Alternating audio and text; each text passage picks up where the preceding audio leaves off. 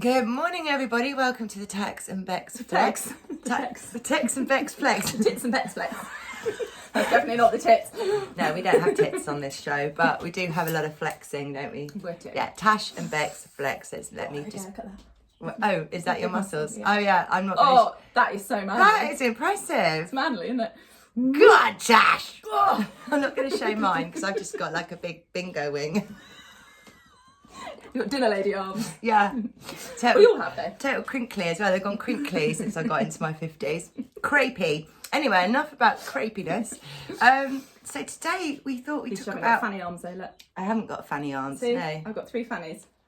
1, 2, and a normal one there. Oh, I hate it. Anyway, let's hide leave them. your fanny arms where they are. Hide them with my Your frills, exactly where they're frilly. to hide your arm fanny. Don't my arm fannies. Right. Anyway, today we thought we'd talk about something, and we think this is probably going to be quite controversial. Yes, it might trigger some people because it's very strange when you talk about vegan and veganism. It tends to trigger the people that choose not to eat meat, but it doesn't trigger people the other way around, does it? No. It's one of those. So it's a bit of a, and yeah, both Bex and I mean, I've never labelled myself. I've not eaten meat pretty much all of my adult life, and I've gone through phases of just eating plant-based stuff. Although that's a bit of a lie because I eat lots of chocolate.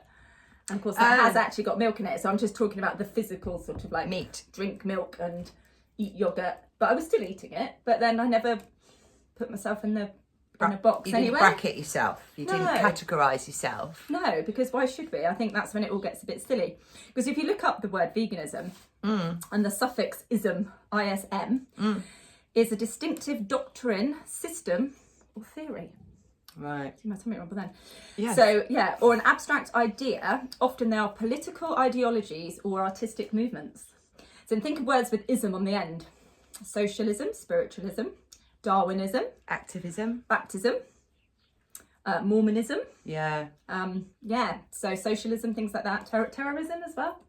So this ism, I think, is quite a new thing to have on the end of words. And Yeah. it is like a distinctive doctrine, as it says. So it's kind of a form of transgenderism. Yes. Kind of a form of indoctrination, and it becomes a belief system. And I think quite a lot of people hang on to that more than just say, oh, I'm an intuitive eater, I ethically choose not to eat meat, or ethically choose not to have dairy products. That's all that needs to be said, really. And do you think because it's an ism, that's why people get quite passionate about it? Because they are in effect in a indoctrination. in a gang, maybe. How do They're we in a put it? club. They're in a club, yeah.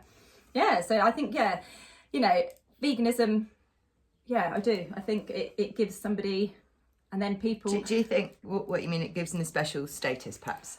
For some, I think it does. For others, it just gives them a sense of belonging. And for others, it probably is a genuine sort of like, they're unaware of it. I mean, ethically, I don't like to eat meat because I don't like the way it's farmed. Yeah, same here. But probably when we were kids, It 30, 40 years ago, it was nowhere near as bad as it is now. No.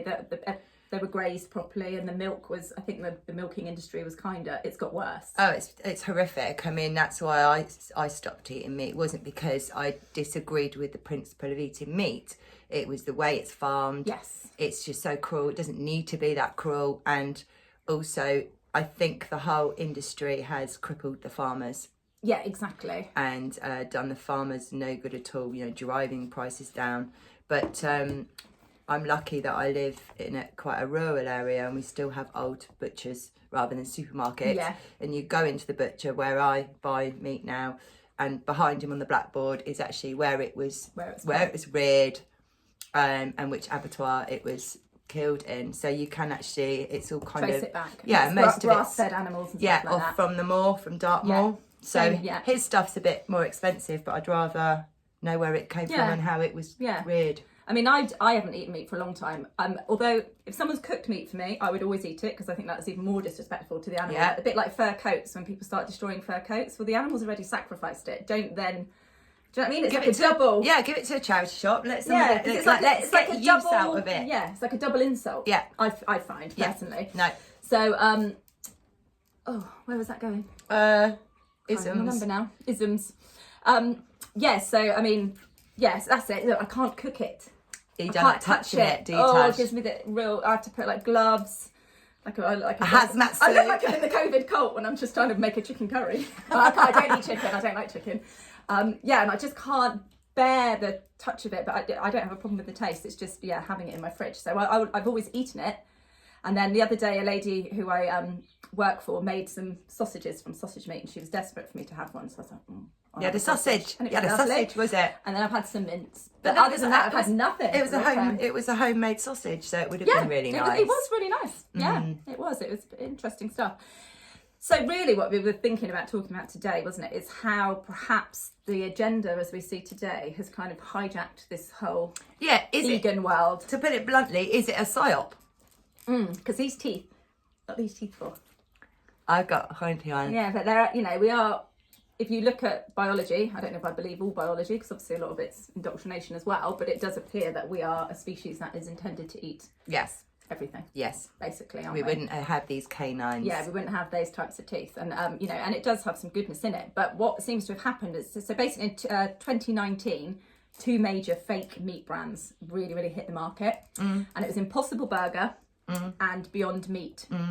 And basically these products are like ultra processed, and that they just cannot replace the nutrient density of real meat. They just can't. It's not even real food, to be honest, the way that they're made. If you didn't want to eat meat, back how we used to do, used to have bean burgers, and you can make burgers out of beetroot and mushrooms and proper real food. There's nothing wrong with that. But this sort of new age meat that's, and I have to say that, I mean, I've eaten some of the products from those companies, and the meatballs taste more like meatballs than real meatballs. Wow. How have they managed that? And some of the burgers taste, do you know what I mean? Yeah, but they put beetroot juice in them, so they appear to bleed the burgers. But you might as well just have a burger. If you want the whole sensation of, that But the type of first thing. time I had a vegan burger like that, I actually thought I'd got the wrong one off the barbecue. Yeah. It was so kind of like meaty, Moist. it freaked me out, yeah.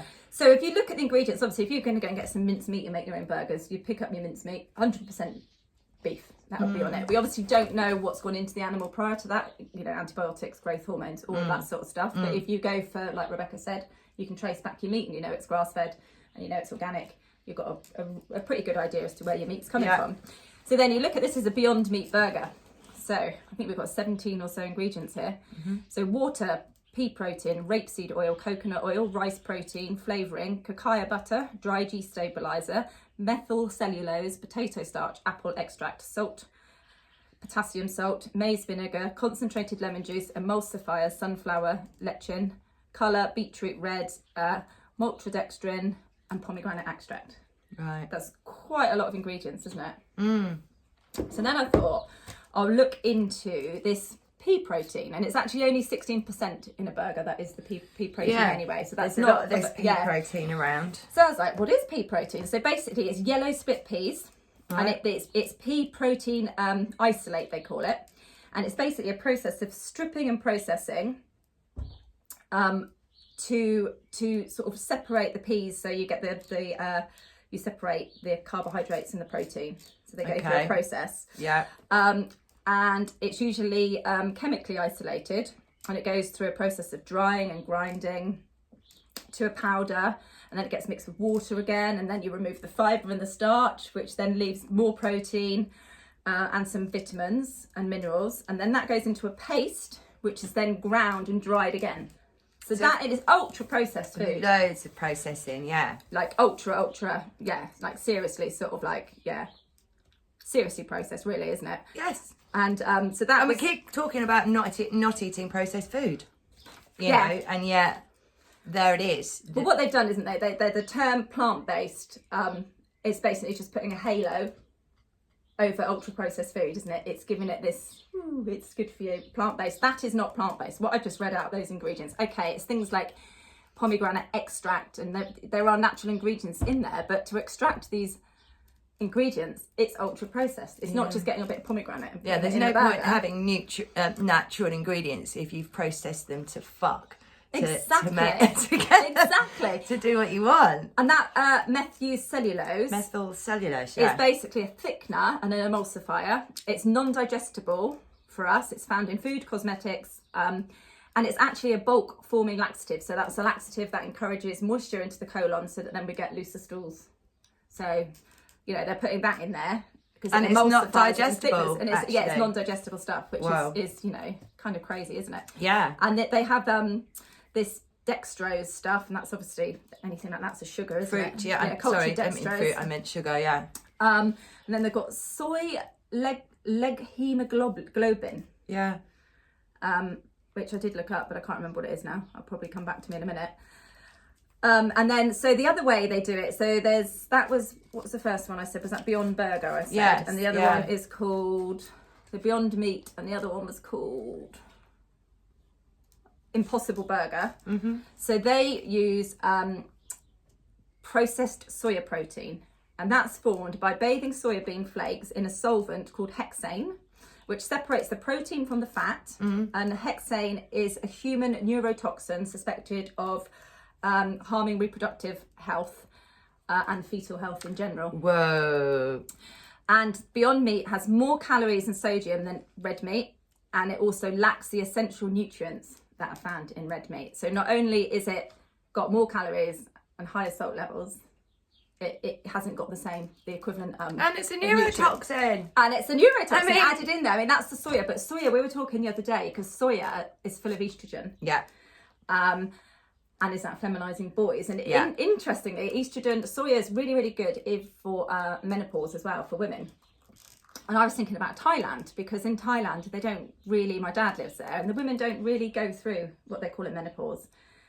And I was thinking, is it because they have a lot of soya products? And then is that why there are lots and lots of feminized lady boys? Horrible terminology to call them, but could it be that a lot of their culture, because there's probably more transgenders? Yeah, there's, I mean, in all that area, you go to Cambodia, you go to yes, there's loads Vietnam. of lady boys. Yeah, and I wonder if could it be because they have a very high soya in their diet, generally, and that's got the estrogen in it. So yes, it can help women with their menopause, but is it also having just a thought that came to me? No. I mean, I've thought about this soya situation with the estrogen in regards to feminizing our men. Yes. Yeah.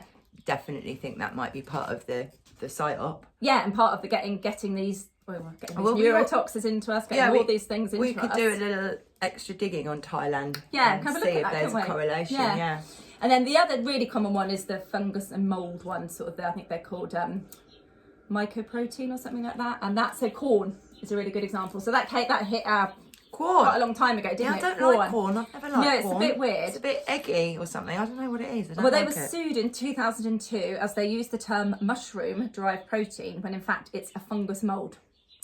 And to create this, it's basically fermented in vats of glucose, ammonia, and then vitamins are added to form a fibrous dough. And then they use this to make the meat and the cheese. And corn have admitted its products have a high potential to cause allergic reactions. I mean, any molds are not good for us, are they? We've talked about it's not mushroom. It's before. A mold, and it's a fungus. The mold concentration isn't healthy, and this type of fake meat has half the essential amino acid density to red meat.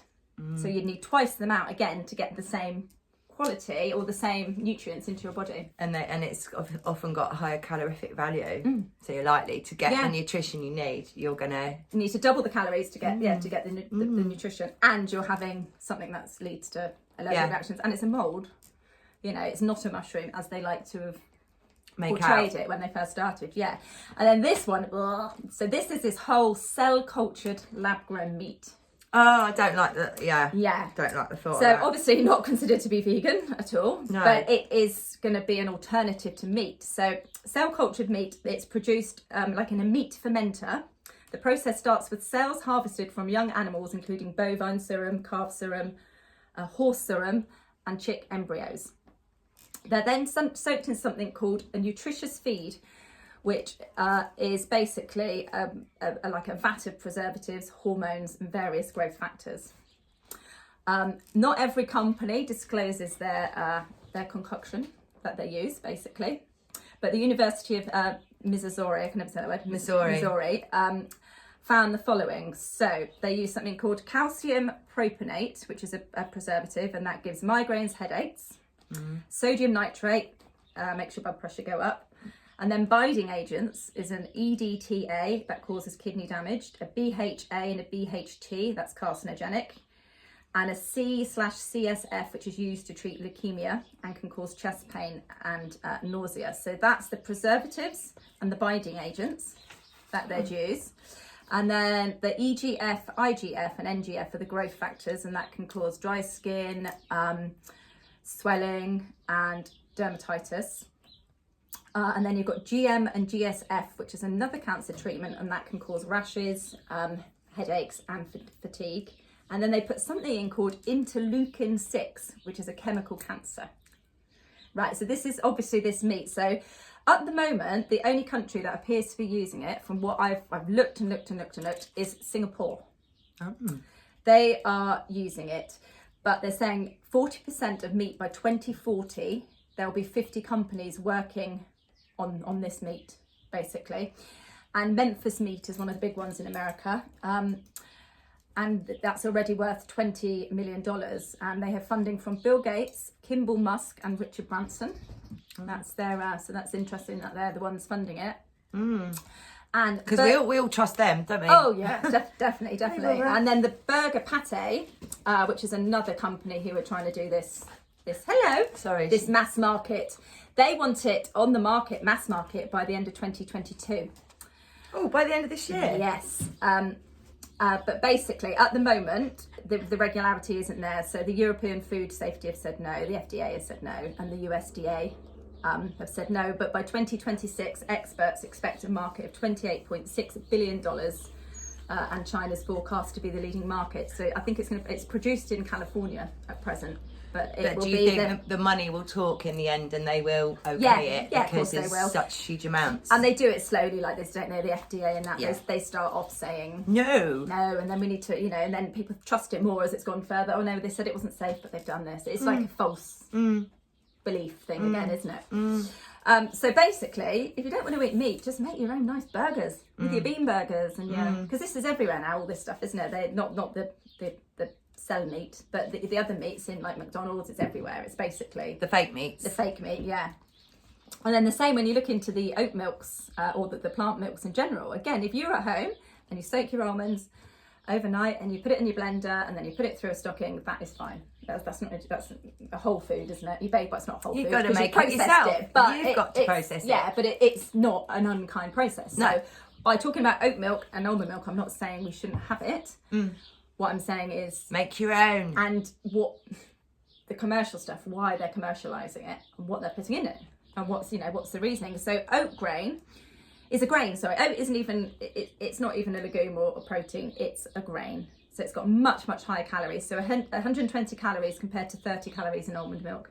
Oh. And that's because it's a carbohydrate. It's not a protein. Okay. So that in itself is I drink oat milk. That's my favourite milk. Well, the reason people like it is it froths up and it's creamier. And it makes you feel fuller for longer.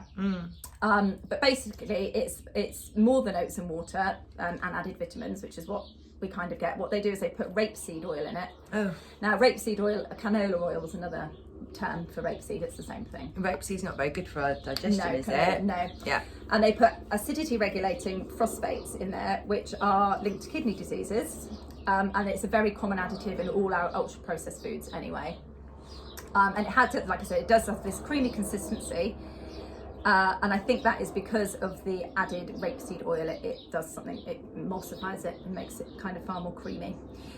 But then the interesting thing is the glycemic load of Oatly. I've chosen Oatly milk, which is a common one. So if you were to have 120 ounces, that's 19.0 is the glycemic load.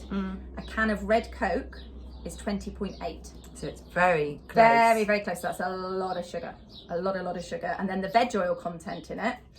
So in grams, so it'd be industrial seed oil. So 8 ounces of Oatly is 5.4. Yeah. And that's the same as a thing of medium fries. Well, 5.6 is a thing of medium fries. I'd rather have the fries. So the fat and the sugar level are very high. And that is, really, really high.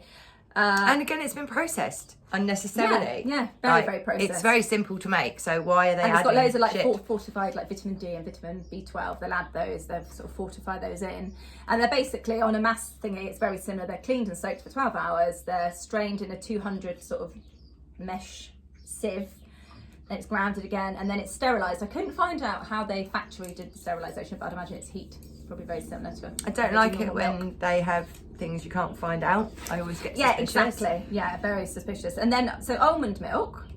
So it's, the main thing about that is not sustainable. It takes 6,098 litres of water to produce 1 litre of almond so milk. ungreen, isn't it? If you're going to get into all that. Yeah, if you're going to go into that side. So 1.1 gallon of water to grow 1 almond. Sorry guys, there's been loads of helicopters this morning. Have you noticed? It's something to do with the Queen. Oh, And Dartford Naval College. Oh, yes, probably. But it's really annoying me when I was walking the dog this morning. People are having a little party today. Could be. There could be a little shindig going on. Yes, I think there might be something going on. Yes. Yeah, so 1.1 gallon of water to grow 1 almond. It's crazy. Which is mad. And then because of the consistency of almond milk, they have to put in thickeners. And they use something called carrageenan. And that is they've taken it extract from red seaweed. And it's used to thicken and prevent separation. But it's believed to cause inflammation and damage to the intestines. So it's not very good for us. So just in general, in 2014, $854 million worth of sales on almond milk. So that was in 2014. So big money. Big money. And commercial milk, only 2% of almonds per half gallon. So to make nice almond milk that you'd make at home, you'd need 144 to 192 almonds to make the gallon. However, they use between 38 and 50. And that's with, there's I think they're American brands. It's called Blue Diamond and Silk Diamond are a common brand. So they only use between 38 and 50. So what are they bulking it out with? All this stuff, isn't it? All the so keratin, actually it's not water and oils by the sounds of it. Yeah. So again, and this one, so that's milled into flour. Then it's soaked. Good, you can read my writing. I can't. Yeah, soaked in hot water at 40 degrees, and then it's extracted all the components. So they take away the protein, the carbohydrate, the protein, and then it's turned into oat milk. Almond milk. Almond milk. Almond milk with that one. Yeah. So if you believe in the whole climate change psyop, these vegan foods are actually very ungreen to produce. Just so much processing. Yeah, and just like, how is that good for anyone? People doing the work, the land that's being used. I don't believe in the whole global warming stuff like that. No, I do believe in the fact that territory is being taken away from tribes and people and stuff like that. We can't deny that certain things are being taken away. And if you're going to, if one almond needs 1.1 gallon of water, imagine the farming and the labour intensity for that, and people aren't going to be getting paid lots of money for that, are they? We know whereabouts that is in the country, just to produce this mass production of something we could easily make at home. And it's quite clear that this that we're talking about it's not normal not wanting to ethically eat meat. It's been hijacked, like lots of things. And it's another way of getting chemicals and nasties into our body when we think we're doing a good thing. Yeah, I mean, it's another way of filling us with toxins and things that are going to make us ill. And also very low nutrition, actually. Very low nutrition, yeah. And it's not food. No. it's fake, isn't it? It's fake food. It's fake food. And we talk about not eating processed food. Well, my God, that is probably the most processed food out there, you know. I wonder if a lot of it even passes through the intestine, or whether it sits in the stomach, because they say they're using insoluble fibres and stuff. You've got to wonder what are you getting from that? Just you're feeling full and poisoned, probably. Well, I know a few people that don't eat meat that are quite big, and I've always thought, it's because they just eat, they don't nuts. Cook properly, so they just eat loads of chips or something. But maybe that imbalance of the protein, if you've got to eat more and more calories to get the same amount of protein, you're going to feel constantly hungry, aren't you? Yeah. You know, your body is going to keep saying, well, you fed me, but there wasn't the nutrition in there that I needed. So I think it upsets the whole balance of your metabolism. Yeah, unless you're a really good vegan or vegetarian who uses all the grains, the beans, you know, the Pulses. avocados, the pulses, that, you know, it's an expensive way to live. And you spend all day bloody cooking, as I can vouch for. Yeah, but again, don't you find that what a lot of the time we do though, which I always think strange with the whole vegan thing, you're still always trying to substitute the ice cream or the something. Really, if you didn't want to eat that, you should just not. Don't have it. Why substitute? Yeah. Because you're not then, your brain isn't really being a vegan. If you were a true plant-based person, you don't really need to be finding a substitute for what you feel you're missing out on. If you believe in... You'd be eating your greens, wouldn't you, Tash? Well, your pudding would be fruit. Yeah. You know, even things like coconut yogurt and soy yogurt, it's the same as that. Highly processed. Yeah. It's not. Not just good. a nice bit of coconut that's whipped up and then, oh, that's nice, is it? It's gone through mass processing. So there's no more processing going to get a load of dairy ice cream. But it's kind of to the animals. Allegedly. Well, it is kind of. I mean, I hate the industrialization of meat rearing, you know, rearing meat. In the old days, you know, you had your animals that you owned and you had good ethics in husbandry, as they call it. Husbandry, yeah. Looking after your animals, you know, rearing them. And then when the time came, you would slaughter one and eat. And every part of that animal would be used. The skin, the teeth, the bones, the hooves. You know, no part would be wasted. So it was done very respectfully. And even before that, when you look at the way that the tribal American Indians, for example, you know, they would actually sit the night before going hunting. They would do a little ceremony. They would meditate. They would call the spirit of the animal and ask for one of the animals to sort of almost be presented, offered up. And then these animals weren't kept. They were wild herds. So when you went out hunting, it was usually the slowest that you got. Yeah. It was the one that maybe wasn't feeling so healthy. Yeah, maybe a bit arthritic. Would have been holding the herd like back. A bit of arthritic meat, is there? Love a bit of arthritic meat. But that animal would have been holding the herd back, perhaps, in the speed of how it was moving. So it was a natural selection thing rather than... And then they would kill the animal, take it back, and again, use all of it. And they'd also do it in ceremony. They'd thank the animal for, you know, giving up its life, blah, blah, blah. But, and the natural way of eating is how our body functions best, which was then, you know, they'd feast and all be well fed for a few days, and then it would have natural famine. So they'd go back to a very kind of lean diet, maybe just some berries and nuts and grains. Exactly, until another animal was killed. So that's why this intermittent fasting, it really suits our natural way of eating. Well, yes, we're not meant to have all our food on a plate. No, we're not even meant to eat 3 meals a day. No, that's another psyop. It's another psyop, yeah. Who says we should eat? Because I'm a weird eater. I eat. Well, you eat when you want to eat. What I want to eat. Yeah. So if I want chocolate at 7 in the morning, we know you have chocolate for breakfast, Tash. We know all about it. You've confessed. I think intuitive eating and everybody's different. Yeah. And actually, when you do the fasting, all of your insulin levels reset.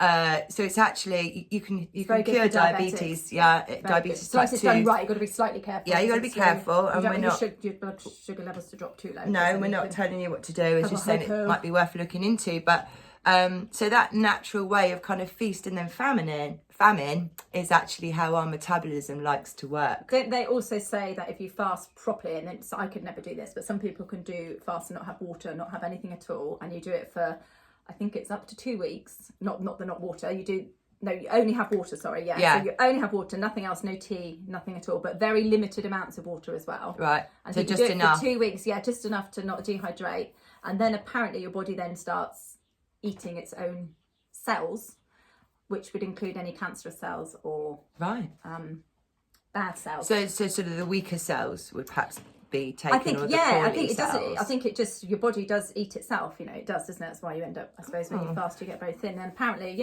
it's a very good way to cleanse, all that sort of stuff. What else did you look at? Well, I looked at. I just want to pop this out there. Somebody on Friday night, I was at Hope and I was at the barbecue, and somebody mentioned to me that the vagus nerve needed meat protein to function properly, but I couldn't find it anywhere. So if that was you, please get in touch and tell me where to, because that's a really interesting. That's vagus nerve is very important. Massively important. So I did a load of looking at that, but then I couldn't actually link it together. No, I need to have that link. So if that was you that told me that, please get in touch and give me that link, because it would be really interesting.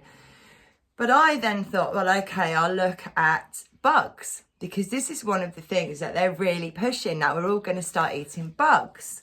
And I thought, well, why are they doing this? So I went on to quite a woke website first to have a look at them, how they're promoting it, what they're putting forward as a reason we should be eating bugs. And it was very, it was very woke. And it said it was a personal experience. I was like, yeah, I bet it is, but a global experience. And it also has an environmental impact. I don't know how eating a bug can be a global experience, really. I think it's probably just you sat in your kitchen crunching through a bug. And it's because obviously some cultures do eat bugs. Some cultures, like you could go to some countries where they would not eat a cow, but they'd eat dog. Yeah. It's just cultural. Yeah, it's just what you're used to. Yeah. But I don't like it when they're woke and they're pushing it down our throats. Yeah, why? But all I can say is it's to take us away from what is natural. A natural farming environment for us is not bug eating. And how easy to grow, I suppose. Aren't they really easy to... that comes here, yeah. Oh, yeah. But firstly, they said on this very web page that there are 2,000 insects which are considered food. I've put that round there because I'm like, what does considered food mean? It's not saying it is a food source, it's saying it's considered. And do you think they want us to eat anything with these insects? Do we have insects with potatoes, or is it an insect-based diet, do you think? I think they're going to be like, well, it says, that they can be sprinkled on salads. You can roast them and put them on your pizza. And they were saying that if you grind your crickets up, right, you roast your crickets and then you grind them up, you can just sprinkle cricket powder into your food. So, it was just weird. It was so weird looking at it all. That's some cricket sauce. But they were really trying to sell it. They said bugs have got 9 essential amino acids and they have prebiotic fibre, which is a precursor to the probiotics. So apparently very good for your stomach health, high in antioxidants, high in omega-3s, high in B12, calcium, zinc and iron. That would make sense. So there's nothing wrong with eating bugs if that's where your culture is and it's part of what you do. I don't know about you, but I'm sure it was Thailand where I've been up in the north and you walk past the street markets and they have almost like squashed. They're like squashed and then they put them on the barbecue. Grasshoppers, aren't they? Yeah. They're grasshoppers, they're like almost cut in half, like they do with the thingy chicken. Yeah. And then and they put them on a skewer thing. Yeah, skewer, and you kind of eat them off the skewer. And actually, they're all right, when in Rome and all that. I'd say no. Quite crunchy. I'd imagine they're going to be nutritious. You're eating the entire animal. So you're eating, and of course it's going to be made up of all these things. Yeah. It's going to have a lot of nutrition. Exactly. There's no doubt about that. There's no doubt about that. They are nutritious. And they also, insects have as much calcium as milk, and they have as much iron as spinach. Wow. The crickets have this mild, nutty flavour. It says water scorpions taste like pumpkin seeds, and katydids, which I've never heard of, or katydids, taste like pistachio nuts. So they do have this kind of nutty, they taste nutty but it's seedy. Interesting again how you're still trying to relate it to something normal that we do eat. Yes. It's like every type of ism, if you like, is still trying to make it like something else. Something that we already know. Yeah. To try to bring it, I suppose, get it into our consciousness and get us to accept it as being normal when it perhaps isn't for our culture. This woke website was really banging on about the main reason for eating these insects was because meat production is a major cause of global warming. That's got to be nonsense, because when you look at the processing to make the vegan food, far worse, and this methane from cow farts, that just makes me ridiculous. laugh. Why just cows? Why not all farts? Well, we fart too. Pigs fart. Pigs are terrible farters. So why just cows? It's just the cows. And what do they eat? Well, grass. They should just eat grass. They obviously don't, because they feed them bloody other cows, don't they? Yeah, and stuff it's like just that, disgusting. and horrible grains. But exactly. So that's just all not to me. To my mind, in my personal opinion, is that's all nonsense.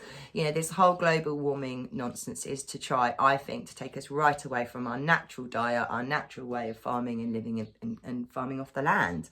So it's like I felt like it's almost like shaming us into eating bugs. It's like shaming us into, oh, well, I don't really want to, but you know, It's virtual global signaling warming. again. It's that kind of like, I'm doing it for the better good. Yeah, for the greater good. Look at me with my cricket in my mouth.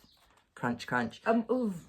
But, and then it went on about how easy they are to produce. You know, you can do it on a tabletop, is what they were saying. So you don't even need a garden. You can rear your insects in your house. You can feed them scraps from your table, so all your leftovers, and weeds from the garden. They need very little water. They don't need any land, and they can be produced in an urban environment. But if you're eating them and you're feeding them the scraps, you're just making them cannibals, aren't you? It's all You're just making them re-eat themselves. It's all just to me, it's just all unnatural. Unless it's part of your culture, it's unnatural. And again, it might be part of these people's cultures, but they don't eat it all day, every day. Oh, no. And they don't try and substitute it for something else. It's just part of their diet. The way that I saw it and ate it was a snack. Yes, it's like a treat. Yeah, almost. it's They almost treat like, it. you know, it's like when we go out and we go, oh, gone a bit peckish, you know, and we just think, oh, pop in and get a whatever, you know, a piece of fruit or a piece of chocolate. It's definitely a snack, but like I find like my stepmom, she, when the big like fire ants walk on her, she just picks them up and eats them. It makes me laugh. Hundreds of them on her. She just goes, and just like eats all these fire ants. And I'm like, ooh. Oh, don't they bite her? Yeah, but she just eats them. They Quickly. down. Yeah, because they got formic acid in as well, which probably isn't that good for you. I wouldn't have thought. But But interestingly, we've always had our milk delivered. from And the farm. from the milkman, just like in your nice little glass bottles. They went bust. They're a 35-year-old company, local Devon company, and they've gone bust. They went bust 2 days ago. Oh, that's such a shame. And again, that's the government making it very difficult for these people to stay. Yeah. So then I thought, well, I don't want to be using these plant milks. I haven't got time to make my own plant milk. I don't personally drink milk anyway, but I only have it in tea. Oscar does. So I looked at raw milk. I've never really liked milk. I hate milk. It's gross. No. It's milky. Yeah, I don't like it. It's really milky. No. So I looked at raw milk. So it's basically cows that are only grass fed, and it's raw milk. And Straight out the and you can only get it from farmers. They put a clause in it that they can't be a third party. So raw milk can't be sold to a shop or a supermarket and then sold on to us. However, we can buy as consumers directly from the farmers. Wow. So I thought that was an option. I do know a few farming people. I might just see if I can get some raw milk. So it's not pasteurised, it's not heated. They have to be grass fed to sell it as raw milk or to sell it to you. So then we know that they're organic. So it's an yeah, organic. we know that they're not in those horrible milking farming things. And it's because it's not pasteurised, it's natural. Well, if you source some raw milk, I'll go in with you. Yeah, I mean, that's the thing. If there's people in Devon, if there's enough of us that want to get together. Yeah. Or wherever you are, you know, see if we can do a similar thing. But I mean, in Devon, we could find one farmer and harass the hell out of him. Say, come on, and we've got like 30 or 40 come people. on, we want your milk. We want your raw milk, mate. Yeah. Raw milk, yeah. So, but yeah, very sad. So it's not just the farms that are, you know, it's the things related to farms, you know, like lovely dairies that have been around for a long, long time. If they're all going as well, it makes this even more. Yeah, but we'll have to bring them back when we've got rid of the. Absolutely, and nicely, you know. Yeah. And goat's milk, I'd quite like to have some, you know, fresh from a goat. Again, I wouldn't have it with this UHT stuff. We've talked about goats, haven't we? Because I love goats. I want a goat, and you know, but to have a nanny and milk it, you have to get rid of the kid. No, you just keep that separately. Once it's grown up, it wouldn't be suckling anyway. Oh, Get it to start the suckle. And then when it weans, you take the milk. Yeah. Because I love goat's cheese. Love goat's cheese. I love goat's cheese. Yeah, no, and then the kid, once it was weaned, you'd have that as, you know, your... And they're brilliant for keeping the bushes down and they're just funny. You don't need a lawnmower. They've got those weird, like, straight lines in their hilarious. Yeah, they've got this satanic eyes, haven't they? But they're like there and they're like dead straight down. Have you seen the ones that freeze when they get scared and the fall fainting over? goats, yeah. I love them, and they're really stiff. I love goats. Them. Yeah, love so goats. we're gonna have goats. We're gonna be making what? Tash and Beck's Flex. Goat's cheese. Yes. Yeah. We'll do eggs. We'll do cheese. I can't wait I want all this to happen. This life. I'm ready for it. I want to live with like-minded people and farm. I can really feel it coming. I just feel like we're getting organised, really. But I feel like, this is what's going to happen. There's going to be lots of people that are going to buy land, get themselves kitted up and look after their community. And if everybody does that, every community has that. People don't always have to have money, because I hate money anyway, but don't have to have money to offer. You can have skills to offer, time, building skills or whatever. It doesn't have to be, people need to get their heads, you know, I can't do that because I've got no money, I would never be able to have my land. Well, you go in with people and you offer your services instead. Yeah. you know, somebody else can buy the land, because at the end of the day, money's just bullshit anyway. And we can't do this on our own. We need to do it together as if someone had the community. money to do it, and they just, well, if you haven't got money, you can't have a little. Well, for example, I could sell this house and buy some land, but then I'm on my own. I have no building skills, you know. So it's like, yeah, of course, I'd say, come and live on my land, you know. You have this space and you do that, because we're thinking about the container ships. Yeah. Building container ships, and my husband could do that really easily. You mean the container? Just building, because they're cheap, and then you'd insulate them, and then you have stairs. You can have 3 or 4. You can shape them however you want. Yeah. And that would cost not a lot of money at all, and it's not considered permanent. Yeah, so you don't need building regs. So you don't need to worry, not that we'd worry too much. No. And then, you know, we need someone who could find the water, so we've got water and boreholes, you know, you need lots of different skills, don't you? Yeah, well, I can douse for the water. You can find the water. Yeah. So between all of us, you end up with the skill set to just make it all happen. And then you live in your own communities. And at the end of the day, you know, people buying land, you don't own the land, you own a piece of paper telling you own the land. People have got to really get out of this mindset of, it's my land, I bought it. You know, you owe me because I bought the land. No, you've bought a piece of paper telling you can use that land. That's all you've done. But I'll still go, get off my land! Whenever I see any of the authority. Get out of here! Your gun out. I haven't got one. If I had one, I would. Pretend gun. I can shoot though. I can shoot as well. Yeah, it's good. I like clay pigeon shooting. Have you done it? Love it. Yeah, I love clay pigeon. I used to do it on Alderney all the time. Yeah, I was surprised at how much I enjoyed shooting and how good I was. Yeah, I was good at it as well. I was really surprised. Get me with me, AK-47. I was in the States, so I did it in America once. It was great fun. And it's a really good sort of like empowering thing actually to know you can. Good. Anyway, on that note, yes, enough of that. But anyway, listen, we're not having a pop at the vegans in there. I was vegan for a long time. My kids are both vegan. I was vegan for years. It's more just understanding how processed that food is. But then are your kids, like when Oscar said it about being vegan again, they think they're vegan, but they still kind of have a chocolate bar or an egg or... Well, my daughter is more strict so than my son. My son is eating fish and prawns and eggs now, and we both agreed. And I talked to him about what we were doing today, and he said he doesn't even like the meat substitutes. No, he's good though. He eats a lot of beans. Beanie boy. Don't we know about it as well? He's a proper beanie boy, He's a proper beanie boy. Proper, and garlic. Beanie and garlic, yeah. He just smells like, well, a bean with soaked in garlic. Oh, garlic, yeah. When Oscar's had garlic before, he said, oh, this tastes like Joel or something. This tastes like how Joel smells or something. In a nice way, he didn't say horribly. Said, his friends at school say he's musky, whatever that means. Oh, no, I don't think it's musky. It's just the garlic, isn't it? Because he puts raw garlic on like salads and everything, doesn't he? Yeah, he eats a lot of raw garlic. So, you know, keeps the vampires away, keeps the ladies away, though, probably. And also keeps the flu away. It does keep the flu away, yeah. So anyway, you are what you eat, isn't it, Tash? Shit, what am I then? I'm dairy milk. You're just a lovely piece of chocolate. It's ice cream at the moment. Is it ice cream? It's not healthy. But it is summer, you're allowed. I had donuts this morning for breakfast, chocolate ones. Did you? With ice cream? I had ice cream now. I had ice cream last night. But Will buys me like loads. Is it Will's fault? I blame Will. He's a feeder. Is he? And I'm an eater. Well, that works well then. It's a match made in heaven.